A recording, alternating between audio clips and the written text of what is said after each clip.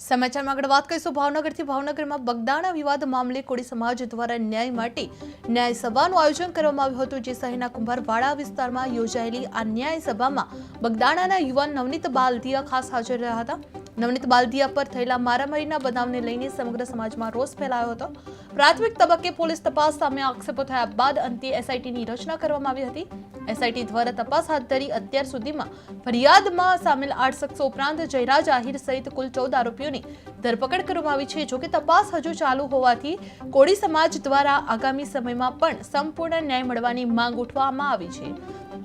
બગદાણામાં વિવાદ સર્જાયો છે, જે ન્યાય સભાને મામલે વિવાદ સર્જાયેલો જોવા મળ્યો છે, જે કોળી સમાજે ન્યાયની માંગ ઉઠવા પામી છે।